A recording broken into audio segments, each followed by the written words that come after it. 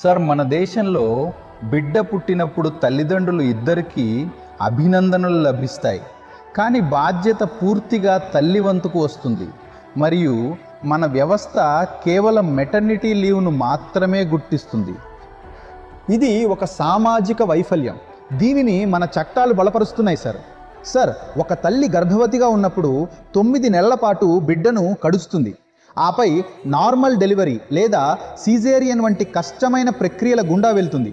ఆమెకు వైద్య సంరక్షణ, మందులతో పాటు తన భర్త యొక్క శారీరక, మానసిక మరియు భావోద్వేగ మద్దతు కూడా అవసరం.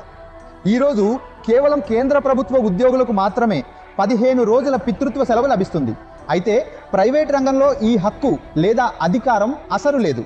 స్వీడన్, ఐస్లాండ్ మరియు జపాన్ వంటి దేశాలలో ఈ చట్టపరమైన హక్కు 90 రోజుల నుండి 52 వారాల వరకు హామీ ఇవ్వబడిన హక్కుగా ఇవ్వబడుతుంది. భారతదేశంలో 90% మంది శ్రామిక శక్తి ప్రైవేట్ రంగంలో ఉంది. అంటే చాలామంది తండ్రులకు ఈ హక్కు లేదు. అందుకే నేను ప్రభుత్వాన్ని డిమాండ్ చేస్తున్నాను, పెటర్నిటీ లీవ్ను చట్టబద్ధమైన హక్కుగా చేయాలని. ఎందుకంటే సంరక్షణ తల్లికి మాత్రమే కాదు, తల్లిదండ్రులు ఇద్దరి ఉమ్మడి బాధ్యత.